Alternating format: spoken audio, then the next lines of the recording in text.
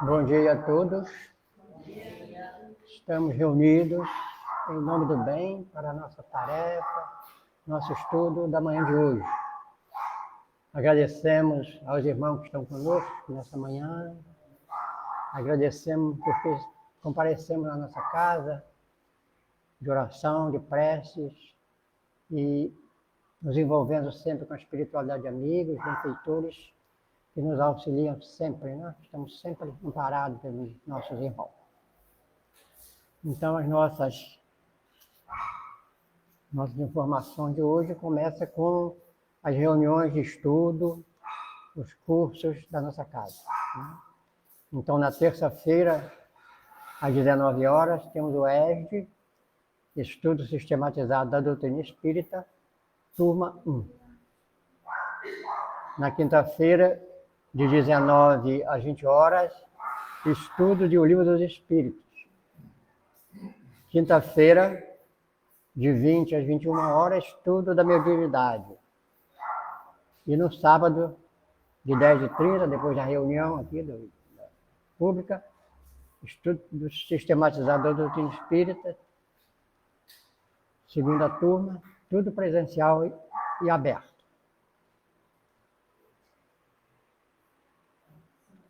Vamos lembrar os nossos companheiros do aniversário da nossa casa, dessa casa amiga que vai fazer 111 anos. Tá certo? 111 anos. Eu estou com 11, né? Demorou. Então nós teremos nesse dia 13 de abril, o nosso irmão César Braga Saide, que vai tratar do tema Saúde Mental e Espiritismo. Então, nosso convidado será o nosso irmão César Saide. Na terça-feira, vamos começar o tema de abril com o tema Santa Casa Santa. Então, estão todos convidados, terça, sábado, estamos aqui para tratar desse tema. E na terça-feira já começa com o tema Centro Espírita, Humildade e Caridade, uma casa de amor. Ninguém é contra, né? Com a expositora Antônia Machado.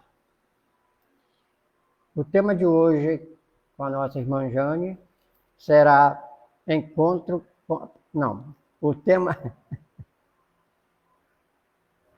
central é do mês passado, né? Né, que está encerrando a... Então, o tema central, encontro com a paz e a saúde. E o tema de hoje, a melancolia. Tá certo? Então, pedimos a atenção de todos para o nosso tema de hoje. Nós vamos usar a nossa página preparatória, depois nós vamos à nossa prece, para depois começarmos o nosso estudo da manhã.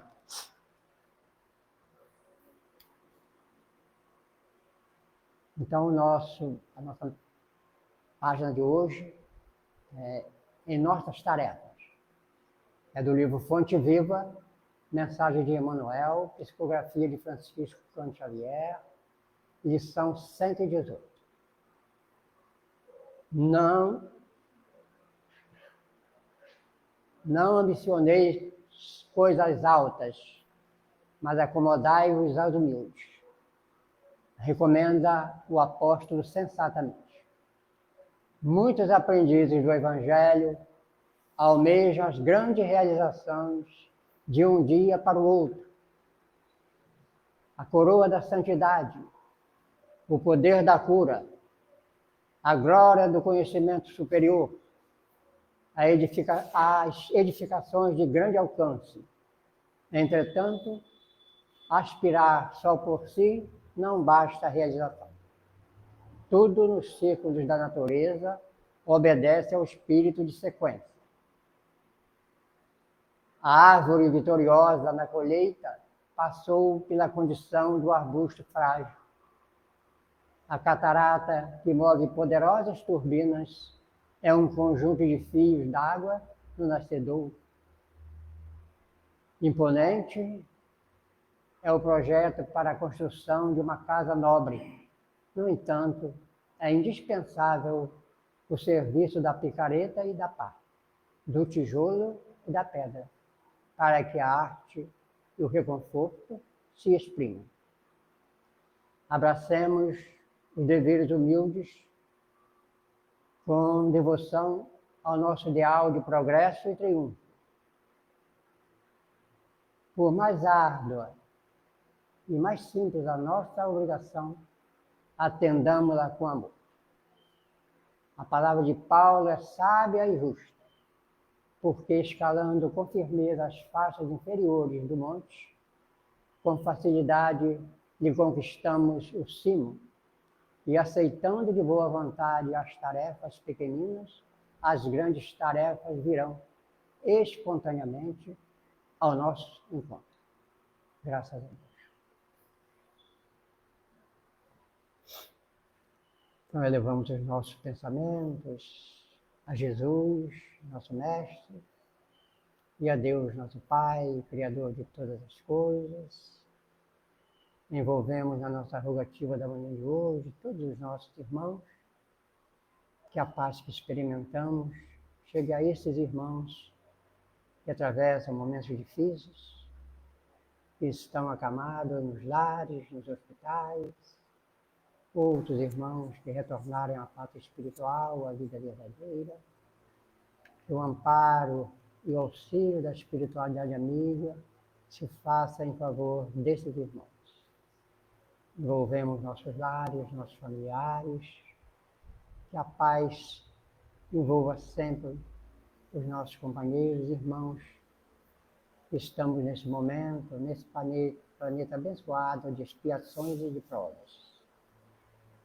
Que Jesus, nosso Mestre, nos oriente sempre pelo caminho do bem, do aperfeiçoamento moral, espiritual, e que procuremos a cada instante, através do esforço, da boa vontade, do empenho, como falou a página, envolvermos com o trabalho de atendimento aos nossos irmãos da caminhada evolutiva. Agradecemos sempre a espiritualidade amiga que permanece sempre ao nosso lado. Que a espiritualidade amiga, os benfeitores, envolva a nossa irmã Jane, que vai trazer essa manhã o estudo. Estejamos atentos às orientações e possamos aproveitar bem na manhã de hoje. Agradecemos aos amigos espirituais, a Jesus, nosso Mestre, a Deus, nosso Pai. Estamos assim iniciando a nossa reunião desta manhã. Que assim seja.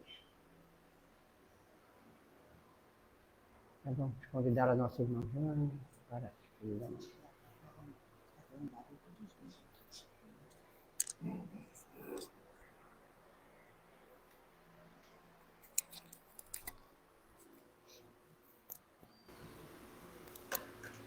Bom dia a todos.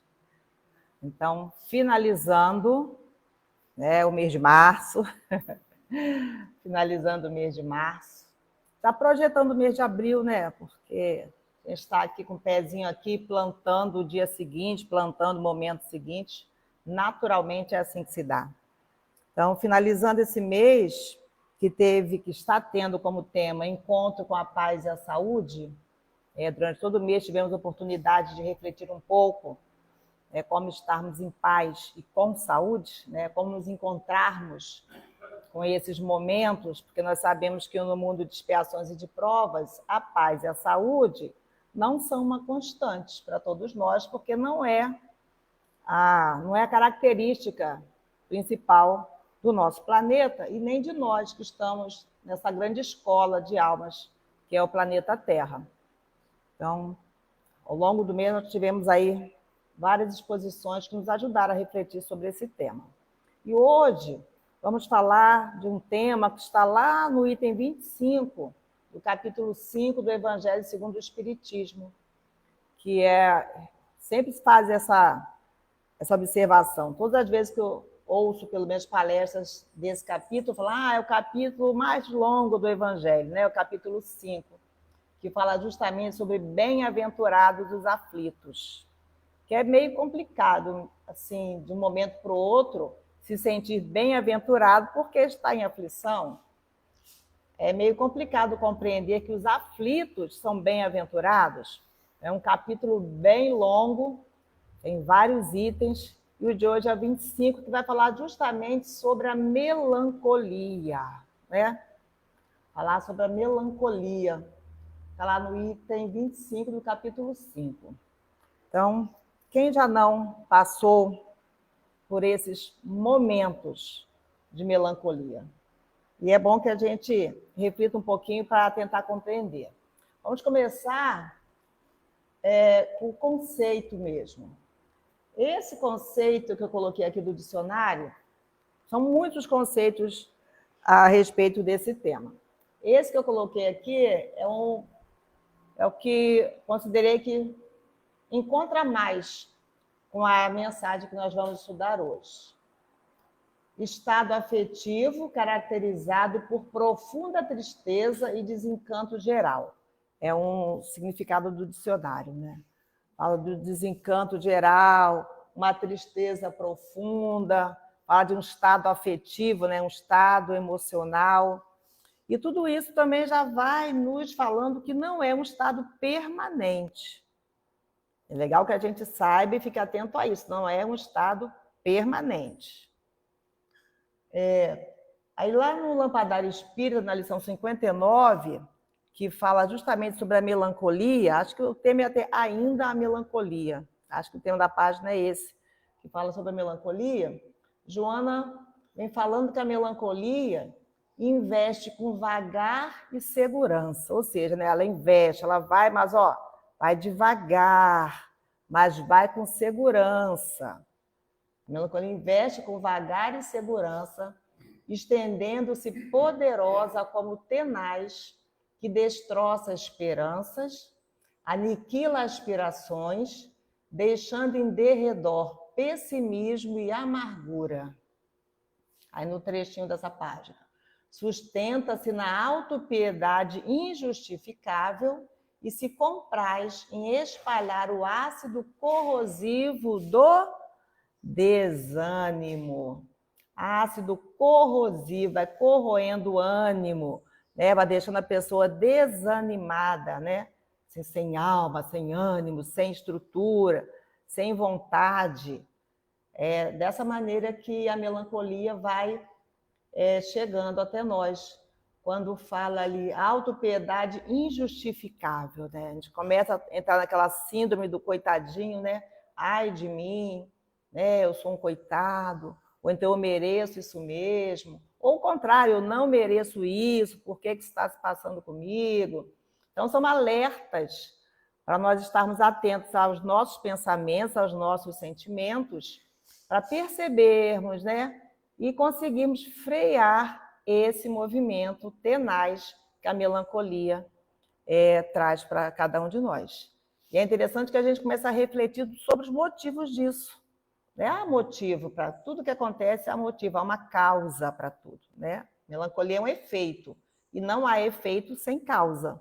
Então, qual a causa, ou quais as causas dessa melancolia chegar até nós dessa forma ali? Né? E quem já me ouviu sabe que eu não gosto nem de falar essa palavra. Qual é a palavra, Laurinha, que eu não gosto nem de falar?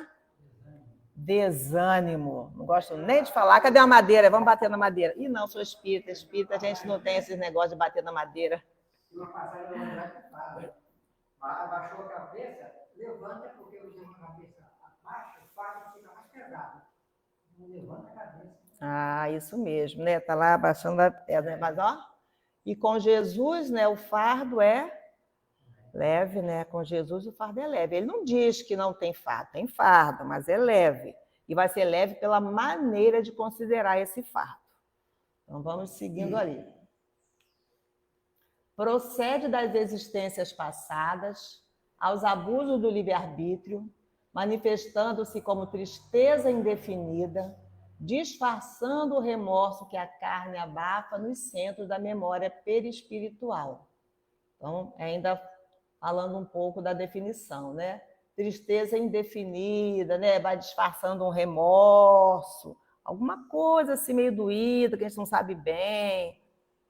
E eu achei interessante quando vai falar um trechinho, fala assim, medra, né? Ou seja, aparece com facilidade de tempos em tempos, toda vez que emoções desta ou daquela natureza, produzindo impacto forte, desatem os controles dos centros do esquecimento, aflorando a medida de gramínea perniciosa em jardim de realizações. Então, nós sabemos, né, do véu do esquecimento, que é uma bênção, né? Quando nós reencarnamos, é lançado sobre nós um véu do esquecimento. E tem muita gente que até acusa esse véu, diz que se soubesse bem o que fez no passado, agiria melhor hoje. Se fosse assim, Deus faria dessa forma. Mas se Deus lança sobre nós um véu do esquecimento, é porque é útil, não nos lembremos de tudo o que nós já experienciamos nas nossas existências passadas. Então, sem falar de reencarnação, sem falar que essa não é a nossa primeira vez nesse planeta, que não é a nossa primeira experiência como seres humanos, sem falar disso, não dá para falar de mais nada. Né? Sem essa chave que abre todas as portas da compreensão, que é a reencarnação, não dá para tratarmos desse assunto atendendo ao que nós espíritos já precisamos, que é raciocinar sobre a fé. Então, ela vai aparecendo de tempos em tempos, né? De tempos em tempos, parece que vai dando uma levantadinha no véu do esquecimento. Aí a gente vê uma pontinha de algumas atitudes que tivemos, algumas escolhas que fizemos no passado, e isso acaba trazendo de volta para nós sentimentos que gostaríamos de manter abafado e bem abafado para sempre. Então, cada vez que esse véu é levantado, a gente percebe, a gente sente algo que é nosso lá de trás, é o momento que essa melancolia pode surgir. Agora, esse trechinho aqui já é do François de Geneve, que é o espírito que dita a mensagem. Ele fala da melancolia como vaga tristeza que se apodera por vezes de vossos corações e vos faz sentir a vida tão amarga. Então, François de Geneve define assim, né? Uma vaga tristeza, de vez em quando nos acomete. Nós começamos a sentir que a vida é amarga, né? A vida percebe uma amargura, uma tristeza, uma melancolia. Nem sempre com fundamentos naquilo que a gente está vendo ou vivendo dessa experiência. É bom que a gente também não perca. Aí eu coloquei a mensagem toda, que é na parte das instruções dos espíritos. Ele vem conversando com a gente, né? Eu gosto dessa parte também, que os espíritos se aproximam muito da nossa experiência física e eles conversam conosco, né? Apesar do tema ser instruções dos espíritos, eles não fazem umas instruções lá distantes, não. Conversam. E nessa, então, ele conversa mesmo. Ele fala assim, olha, sabeis, porque às vezes uma vaga tristeza se apodera dos vossos corações e vos leva a considerar a amarga vida. Nós sabemos por que isso nos acontece. É que vosso espírito, aspirando à felicidade e à liberdade, se esgota, jungido ao corpo que lhe serve de prisão, em vãos esforços para sair dele. Reconhecendo inúteis esses esforços, cai no desânimo, e como o corpo lhe sofre a influência, toma-vos a lassidão, o abatimento, uma espécie de apatia, e vos julgais infelizes. Então ele fala, né? Uma saudade não sei de quê, não sei de onde. Até no livro Exilados de Capela, tem umas passagens que falam, né, que eles olhavam assim para o céu, para as estrelas, né, sentindo assim uma saudade, uma melancolia. Provavelmente, né, era uma hora que levantava um pouquinho do véu do esquecimento e eles tinham a impressão de que já tinham vivido melhor, que já tinham tido espaços melhores, né? Vivido melhor não, mas já tinham circulado em planeta melhor do que onde estavam naquele momento. Então, muitas vezes é isso, esse véu do esquecimento é levantado um pouquinho, aí a gente fica melancólico, triste. Nem sempre, materialmente, nós temos motivo para isso. Nem sempre, naquele momento da nossa vida, nós não estamos em um momento... Porque tem momentos que são mais difíceis. A gente fala, puxa, não, eu estou assim melancólico, estou triste por causa disso. Ah, está acontecendo tal coisa, por isso eu estou assim. Aí fica menos difícil de compreender por que está com esse sentimento. Mas quando a vida está toda em tese organizadinha, Não tem nada de tão extraordinário acontecendo, nem para o bem, nem para o mal. Por que esse sentimento me invade, né? Então, essa vontade que nós temos de estarmos livres como espíritos. Porque vir ao planeta novamente, animar um corpo humano, é aprisionar-se por mais um período de aprendizagem. Então, às vezes, né, vontade de ser livre, vontade de não ter um corpo ali que o aprisione. E quando esse corpo traz deficiências, aí é ainda mais, né, compreensível que esse espírito queira sentir-se livre, né, queira libertar-se e fugir daquele momento ali. A fuga nunca é a parte mais adequada, né? Então ele vem falando ali por quê, né? Que espécie de apatia, nos julgamos infelizes, aí achamos que todos os esforços que nós fazemos não dão em nada, nada dá certo. Então é essa hora que é bom a gente não ficar arrastando muito esse fardo, não, né? Reagir, reação. E ele vai falar isso. Crede-me, ou seja, acredite em mim. Resistir com energia a essas impressões que vos enfraquecem a vontade. Então, resiste com energia. Não gasta muito tempo, não abraça a melancolia e fica caminhando com ela, não. Reconhece, conversa com esse sentimento, mas segue. Procura sair dele, resiste. Porque quando ele mexe na nossa vontade, a coisa complica um pouco mais. Porque a vontade de cada um é que vai mover os seus passos. Tudo em volta pode nos incentivar, mas a decisão de mudar o caminho é nossa, é individual, cada um que vai tomar essa decisão. São inatas no espírito de todos os homens as aspirações por uma vida melhor, mas não as busqueis neste mundo. E agora, quando Deus vos envia os espíritos que lhe pertencem, para vos instruírem acerca da felicidade que ele vos reserva, aguardai pacientemente o anjo da libertação, para vos ajudar a romper os liames que vos mantém cativo o espírito. Eu coloquei negrito ali para ressaltar que esse aguardar o anjo da libertação não é aguardar parado, não. Porque ali fala, ó, aguardar, e o que esse anjo vai fazer? Vai nos ajudar a romper, né, esses laços que estão nos aprisionando cativo o espírito.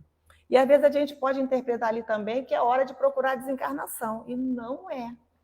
Nós, espíritos, podemos nos sentir totalmente livres estando no plano físico, estando, passando uma situação mais complicada, mais desafiadora, mas em espírito podemos nos sentir livres. E para isso é preciso que lutemos, porque esses espíritos que vêm nos falar, né, desse reino que Deus nos reserva, né, esse reino que Jesus foi antes de nós para nos preparar o caminho, né, até lembrando por esses dias em que lembramos essa trajetória final de Jesus no plano físico. Então, esse reino que Jesus também foi à nossa frente para organizar para nós, para nos preparar, é ali que nós vamos sentir cada vez mais livres, mais donos de nós como espíritos. Lembrai-vos de que durante o vosso decreto na terra, tendes de desempenhar uma missão de que não suspeitais, quer dedicando-vos à vossa família, quer cumprindo as diversas obrigações que Deus vos confiou. Então, todos nós temos missões. Por pequeninas que elas possam parecer, para nós, no sentido da nossa evolução, elas são grandiosas e são desafiadoras. Às vezes é uma situação que o outro tira de letra, nem o perturba, mas para o outro aquilo é arrastado, é doído. Cada um tem a sua experiência a passar e tem a sua forma de passar pela experiência. Então, quando ele fala ali, né, essas não suspeitamos, né, não sabemos, ninguém sabe exatamente qual a missão que está nos aguardando. Às vezes a gente pensa, missão cumprida, os filhos criados, cada um foi para a sua vida, resolver missão cumprida. Daqui a pouco não. Daqui a pouco a gente é chamado, né? O ditado não fala, né? Filho criado, trabalho dobrado. A gente pensa que vai, nada. Daqui a pouco a gente é chamado para dar mais um passo naquela missão ali. Ou às vezes, se tudo já está realmente organizado e tal, nós somos chamados para executar missões fora da consanguinidade. Até o último instante nós temos missões a desempenhar, nós não sabemos que missões são essas. E às vezes é justamente a percepção da proximidade, de um momento mais difícil, que vai nos trazer essa angustiazinha, essa melancolia. Nós não sabemos exatamente, né? Graças a Deus. Aí o último parágrafo ele fala: se no curso desse degredo ou provação, exonerando-vos dos vossos encargos, sobre vós desabarem os cuidados, as inquietações e tribulações, sede fortes e corajosos.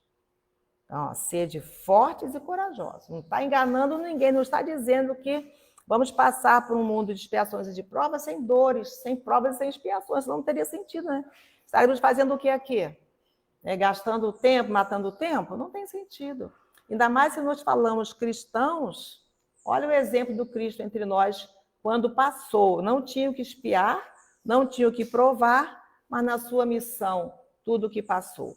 Então, como é que nós, que nos dizemos cristãos, queremos ter uma vida totalmente amena, livre de dores, livre de provações? Não tem essa possibilidade. Por isso que ele fala: sede fortes e corajosos, para os suportar, afrontai os resolutos, duram pouco e vos conduzirão à companhia dos amigos por quem chorais, e que, jubilosos por ver-vos de novo entre eles, vos estenderão os braços, a fim de guiar-vos a uma região inacessível às aflições da terra. Então está ali, né? Dura um pouco. Mas como é que dura pouco? Desde que eu reencarnei eu sofro. Mas o que é uma reencarnação de 70, 80, 90, 100 anos diante da eternidade? Quando ele fala que dura pouco, é porque cada experiência nossa aqui, enquanto nós estamos na trajetória, estamos que está longa demais, está difícil demais, se formos comparar com a eternidade, que é para o que nós fomos criados, olha, um minuto, fugidio, é um tempinho de nada. Por isso que ele, com a visão já espiritual, nos fala que dura pouco. E mais, né? Isso é o que todos queremos, um dia reencontrarmos os nossos amados, né? Aqueles que já não estão no plano físico, aqueles que já encerraram a luta terrena deles, mas que continuam nas suas lutas espirituais. O nosso desejo é reencontrá-los. Em algum momento isso vai acontecer com toda certeza, porque nós estamos numa experiência de chegarmos à família universal. Cada espacinho de consanguinidade que nós vivemos é um treinamento para a família universal. Então, quando a gente já consegue cuidar da nossa família consanguínea e ainda achar um tempinho para se preocupar, para cuidar daqueles que não são da consanguinidade, nós já estamos num exercício um pouquinho mais avançado para a família universal. E quando a gente se preocupa e lida com aqueles que a gente sequer conhece, um pouquinho mais ainda. É aqueles que creem sem terem visto, né? Os que ainda não estão, os que não estão mais agindo como Tomé, né? Que não veem, mas creem, esses então já estão aí vivendo um pouquinho adiante na questão espiritual. Então vale a pena a gente atentar para o que fala esse espírito. Aí no livro O Problema do Ser, do Destino e da Dor, que é um livro do Leon Denis, eu retirei algumas questões que ele fala sobre a dor, alguns trechinhos. Aí é Leon Denis. A dor, assim como o sofrimento, tem a sua razão de ser. Isso é muito importante. Está doendo, está sofrendo? Tem razão, tem motivo. E Deus é justo? Sim.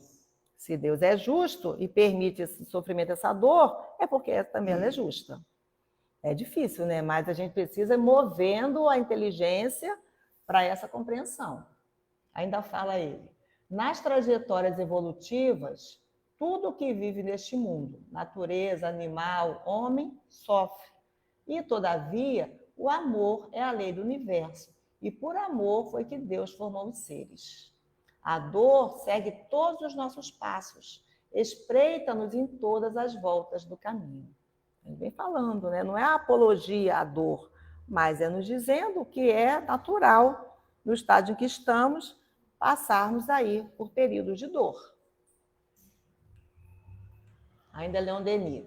A alma deve conquistar todos os elementos e atributos para se libertar dos sentimentos inferiores, renovar a sua morada e alcançar a verdadeira felicidade.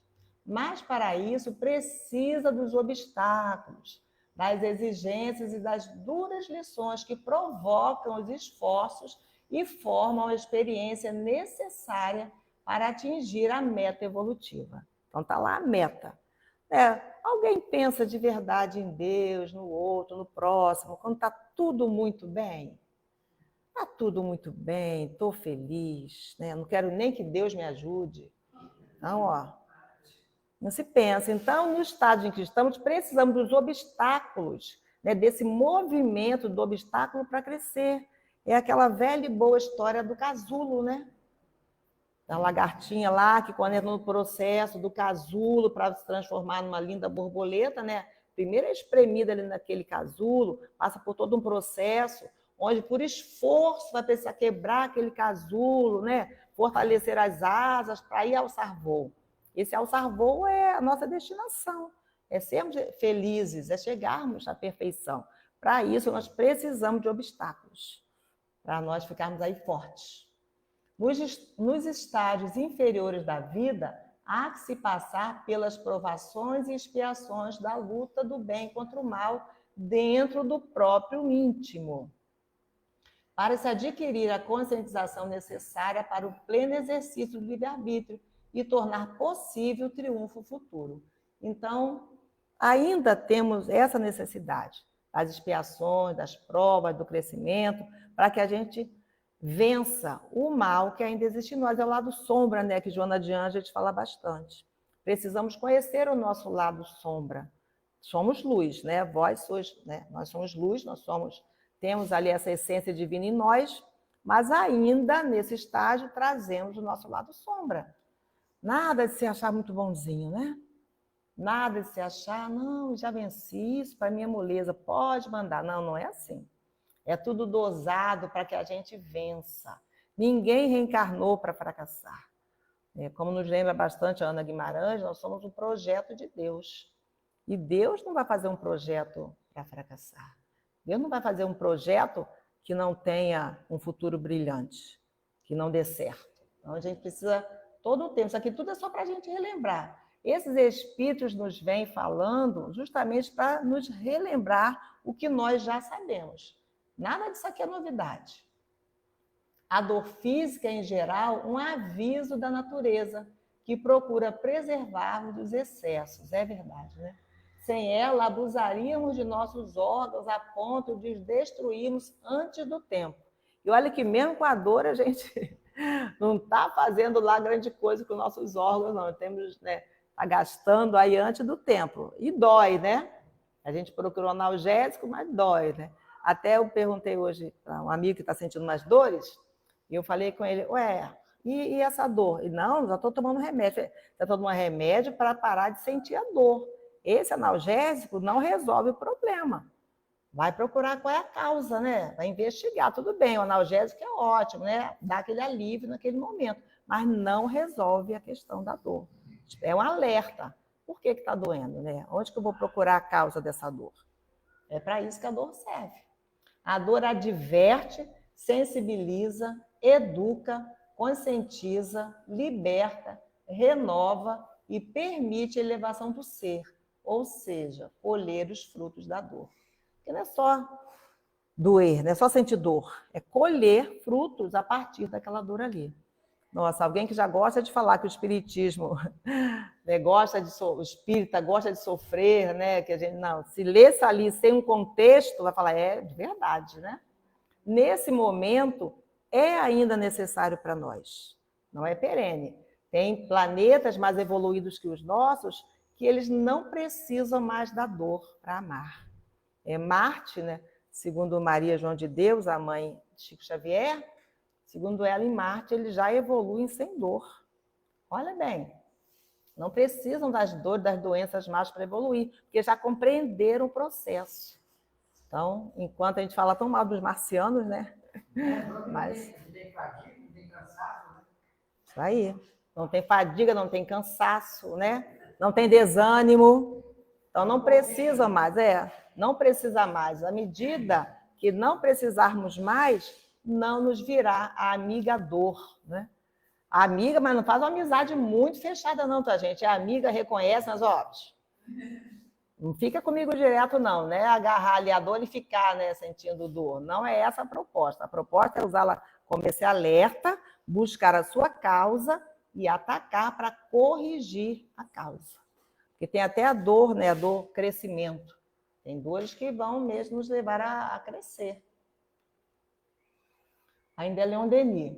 O objetivo da evolução, a razão de ser da vida não é a felicidade terrestre, tá?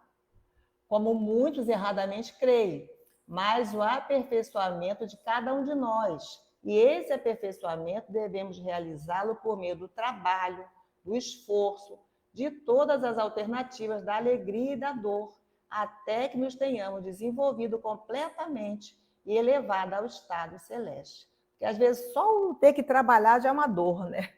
Tem alguns indivíduos que ainda estão tão ali agarrados com a preguiça que só o fato de ter que acordar para trabalhar já está sofrendo, é uma dor terrível. Acordar todos os dias, né? Desenvolver até a síndrome do fantástico, não é assim? Quando... Tem não, só trabalho, esforço, né? Começa a dar musiquinha do fantástico, começa a melancolia bater, olha. Atenção, ó. Isso, né? Amanhã é segunda-feira, vou ter que trabalhar, que dor! Pode até bater uma preguicinha, gente, porque o espírito imperfeito é assim, a gente traz essas preguicinhas, né? Mas, ó, vambora, nós vamos embora. Graças a Deus é segunda-feira, graças a Deus eu posso recomeçar, graças a Deus eu tenho emprego, né? Porque tem outros também que estão chorando nessa hora assim do fantasma, tá chorando porque, puxa, para onde eu vou amanhã, né? Cadê meu emprego? Né? Cadê o meu sustento? Porque o nosso mundo é organizado assim. A organização do nosso mundo é dessa forma. Então, a gente, mas o objetivo é aquele ali, ó, chegar ao estado celeste. Não ser feliz aqui na Terra. Mas também tem uma questão que eles falam, que cada um de nós deve buscar ser o mais feliz possível na Terra. Encontrar a felicidade nessa experiência terrena. Não quer dizer um vale de lágrimas, de sofrimento. Não, não. Tá? A Terra, e é linda, né? Sempre que eu olho, eu falo, gente, é um mundo de expiações e de provas. Imagina um mundo feliz como não deve ser. Nesses relatos do plano espiritual, tem algumas flores, tem alguma característica da natureza que os espíritos não têm nem palavra para descrever para nós qual é a beleza de uma flor no mundo feliz. Né? Dalgisa fez várias fotos ali do jardim, né? Viu coisas bonitas, coisas que precisam de cuidado. Opa! Então, mas isso aí, Dalgisa, não tem nem como comparar com o mundo feliz. Isso é que faz a gente ter ânimo para vencer as dores, vencer as dificuldades, os obstáculos e continuar seguindo, né? Para este reino de felicidade, para o qual todos nós estamos destinados. Esse espaço aqui é um espaço de tempo, é um estágio, é uma experiência através da qual vamos colher frutos para a nossa vida plena, que é a vida de espírito, né? Que é a vida espiritual. Então, Leon Denis vem nos falando a esse respeito. O universo é justiça e amor. É bom a gente lembrar disso. Na espiral infinita das ascensões, a soma dos sofrimentos, divina alquimia, converte lá em cima em ondas de luz e torrentes de felicidade. Então, né, isso nos anima. Olha o que é o universo, né? Justiça e amor. A justiça divina nunca vem separada do amor. Lei de amor, justiça e caridade. Juntinhos. Não tem separação nessa lei. Lei de amor, justiça e caridade. Um não vem sem o outro quando estamos falando da lei divina. Aí fui lá no Livro dos Espíritos, na questão 132, onde Kardec pergunta: qual o objetivo da encarnação dos espíritos? A gente tem que saber para que a gente encarna, para que a gente toma um corpo físico, material, perecível. Para que isso? Qual a finalidade disso? Aí eles respondem: Deus lhes impõe, é da vontade de Deus. Então, ó, não acredito na reencarnação. Não tem problema. Ou seja, tem sim, problema seu. Você está reencarnado. Está reencarnado. Não acredito, mas você está vivendo. É interessante que tem alguns depoimentos de espíritos no mundo espiritual que não acreditam na desencarnação. Nós somos difíceis, né? Estão vivendo a vida espiritual, mas presa à materialidade, então não acreditam que está desencarnado, mas está. E tem até medo de espírito, gente. Nós somos difíceis, né? A fim de que de fazê-los chegar à perfeição. Para uns é expiação, para outros missão. Mas para alcançarem essa perfeição, ali eu botei uma letrinha diferente, tem que sofrer todas as vicissitudes da existência corporal, todas as mudanças, transformações, desafios que uma vida física tem. Nisso é que está a expiação. Visa ainda outro fim, a encarnação, o de pôr o espírito em condições de suportar a parte que lhe toca na obra da criação. Nós também temos parte com a obra da criação, que a gente vem para cuidar de si e cuidar do planeta. Nós também estamos juntos, aí nós temos uma parte nessa obra divina. Para executá-la é que em cada mundo toma o espírito um instrumento em harmonia com a matéria essencial desse mundo, a fim de aí cumprir, daquele ponto de vista, as ordens de Deus. É assim que, concorrendo para a obra geral, ele próprio se adianta.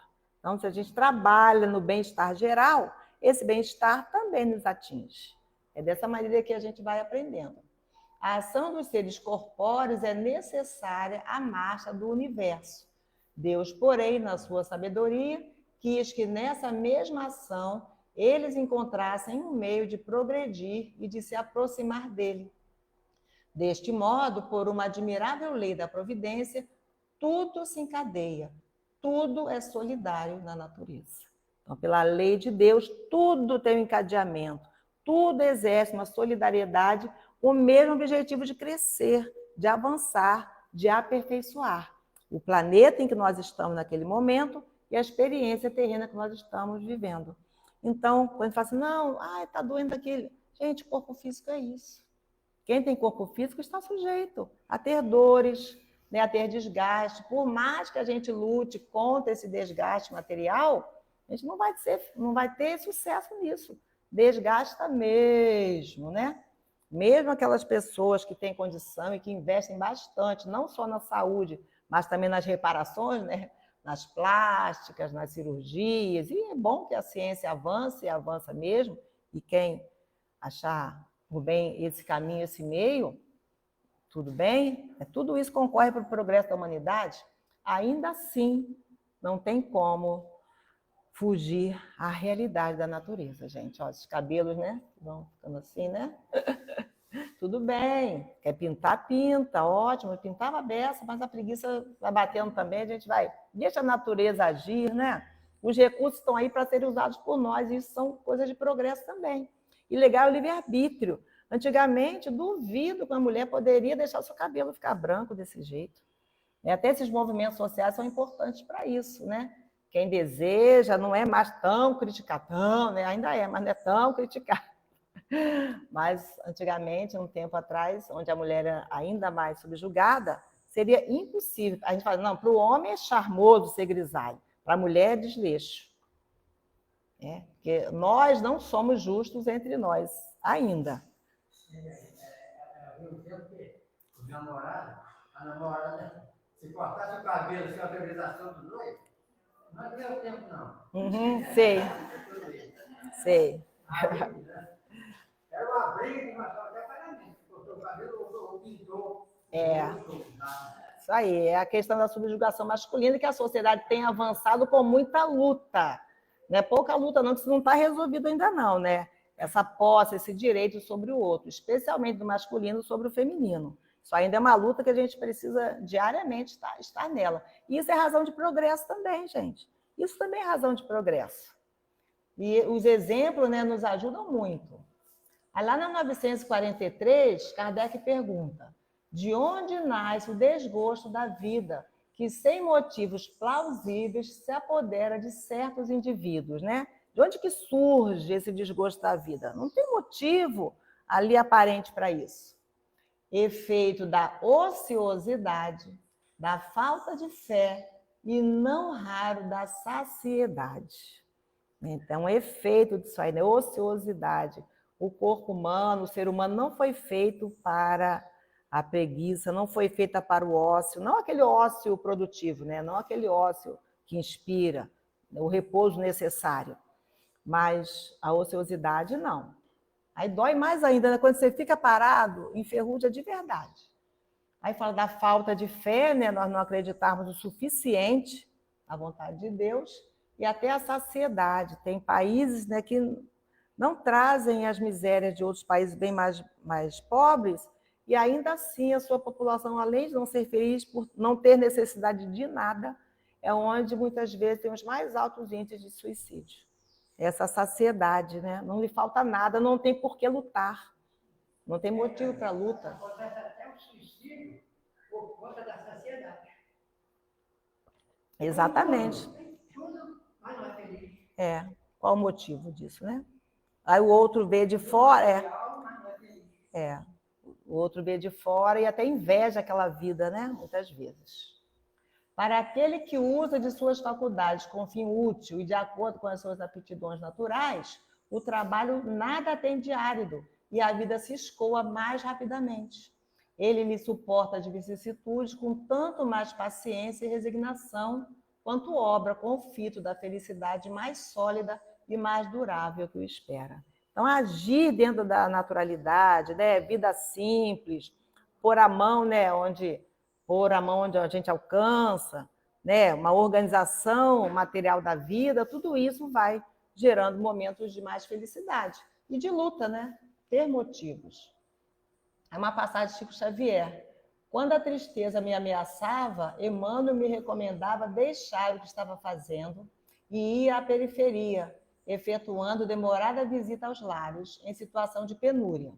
Depois de conversar com aqueles irmãos sofridos, eu voltava para casa com vergonha de mim mesmo. Então, gente muito pior, né? E quando ele ia lá e conversava e ajudava de alguma forma, nossa, o que era uma dor imensa para ele, Chico Xavier não teve uma vida fácil, né? Nem materialmente, nem até emocionalmente, não teve vida fácil. E cumpriu, né, ricamente a sua missão. Aí ele voltava. Então, Emmanuel, né, sabia e orientava, vai lá, né? Olha o outro. Às vezes a dor, o sofrimento está ao teu lado e você não vira para o lado, porque está só preso ali em si mesmo, egoisticamente. Que, na verdade, é um convite a sairmos de nós mesmos, né, e buscarmos o outro. Esse é Viktor Frankl. Ele é o autor dessa terapia chamada de logoterapia, que é a terapia focada em busca do sentido da vida. Ele até, o livro dele é esse, Em Busca do Sentido. Tem bastante coisa sobre ele na internet. É muito interessante a experiência que ele nos traz. Ele passa 3 anos sob condições terríveis, que depois tornaram-se mensagens de esperança em seu livro Em Busca de Sentido. É um livro de 1946. A gente encontra na internet muita coisa para ler sobre esse livro. Em 1945, acaba a Segunda Guerra e Victor é libertado. Ele sobreviveu a 3 anos de trabalho forçado e condições miseráveis, e ainda conseguiu roubar alguns papéis e escrever as ideias principais de sua obra-prima, escrita em 9 dias e lançada já em 1946. Então, em 1945, ele sai, né? Termina a guerra, ele passou por 3 campos de concentração, não só ele, como a família, o pai, a mãe, a esposa dele que estava grávida, eles eram recém-casados, a esposa estava grávida, ela foi, né, obrigada a cometer o aborto. E interessante que depois na biografia dele fala, né, como ele era uma mulher muito bonita, ele até abriu mão dela, falando assim, se algum, né, do soldado de Hitler se interessar por você, né, a gente abre o nosso laço de casamento para que ela pudesse ser poupada da sua vida. Mas não aconteceu assim. Né? Ela foi obrigada a cometer o aborto e depois também morreu nas câmaras de gás. Quando fala ali que ele roubou papéis, que ele já era, né, já trabalhava essa logoterapia, já era formado e tinha também uma vida ativa na política, ele pega papéis e ele começa a conversar com aquelas pessoas que ele via que elas iam para as câmaras de gás, mas iam confiantes, iam com fé, não iam desanimadas, elas iam com confiança. Então, ele procurou entrevistar essas pessoas para saber o que diferenciava essas de outras que desanimavam, que se entregavam, né, que tornavam aquele sofrimento ainda mais doloroso, ainda mais difícil. Aí ele descobre que todas essas pessoas que iam assim para os campos para as câmaras de gás, elas tinham um propósito de vida. Elas tinham um porquê, um para que viver. Elas tinham um propósito. Uns queriam viver para isso, outros queriam viver para aquilo. Não, eu quero viver para contar o que se passou aqui. Eu quero viver porque eu acredito que lá fora ainda vou encontrar familiares.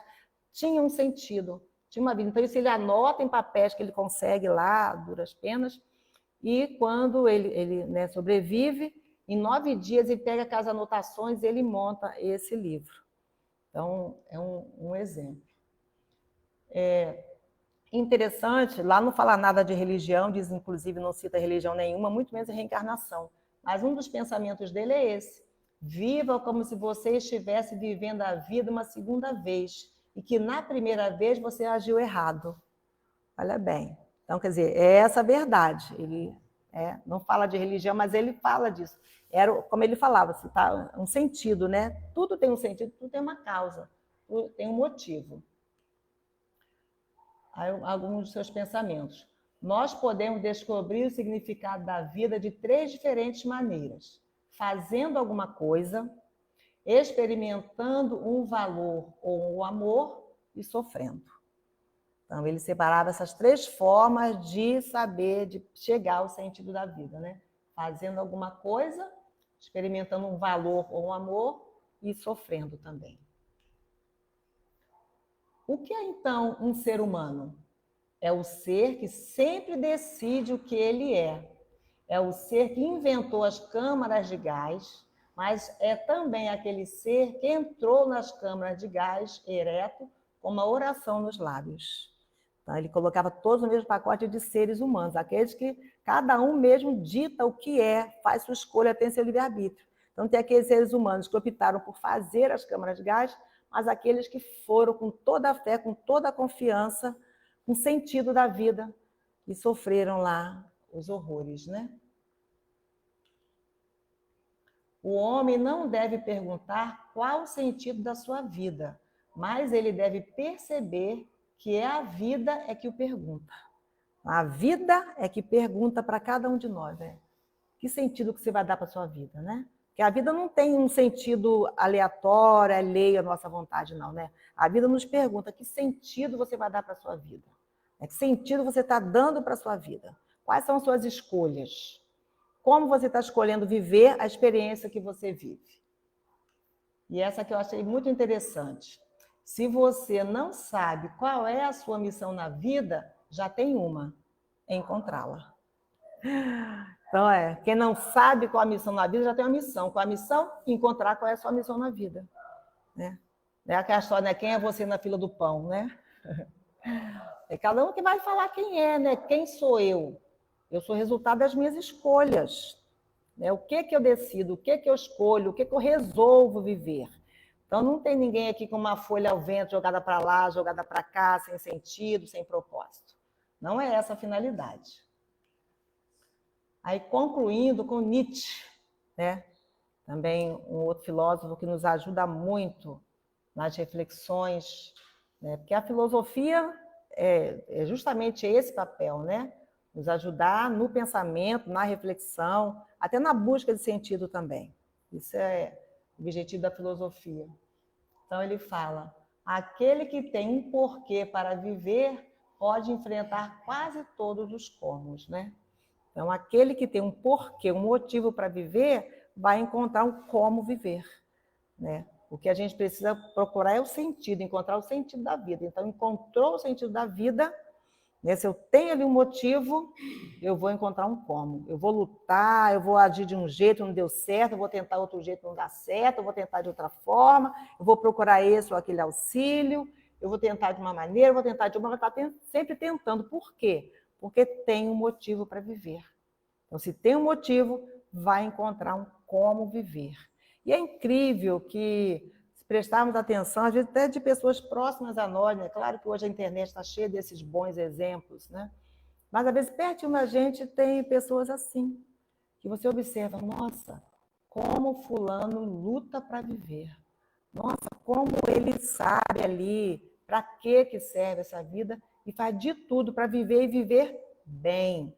Porque é natural, ele passou, né? Que é inato no ser humano essa necessidade, essa vontade de melhorar. Isso é parte da lei.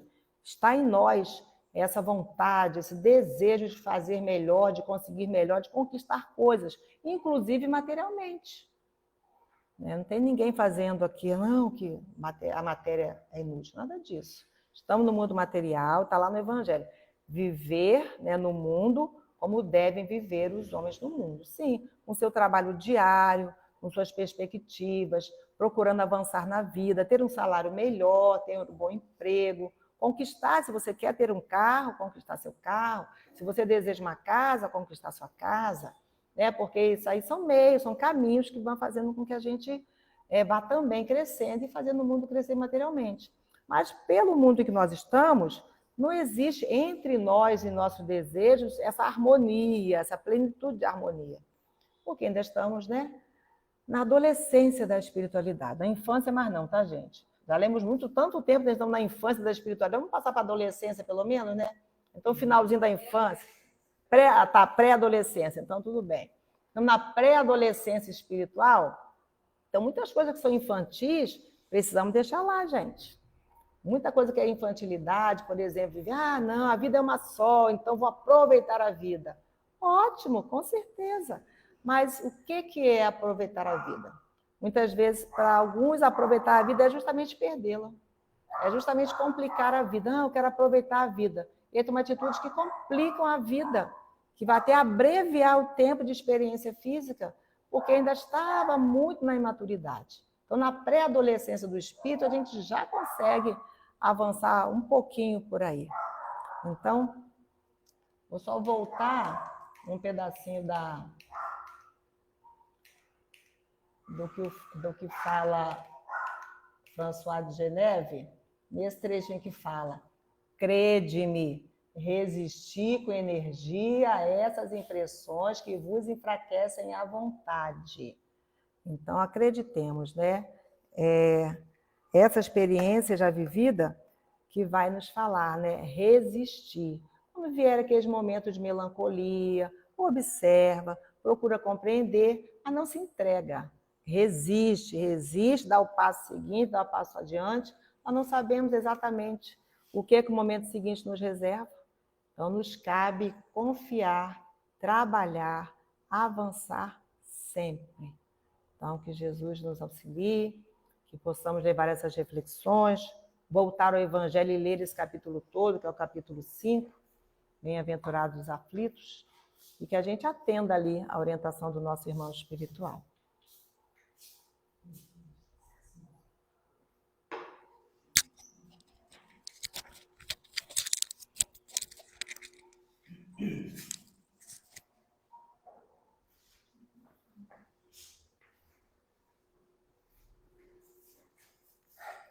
Então, estamos agradecendo a Jane, que trouxe um estudo tão importante na manhã de hoje, para a gente refletir.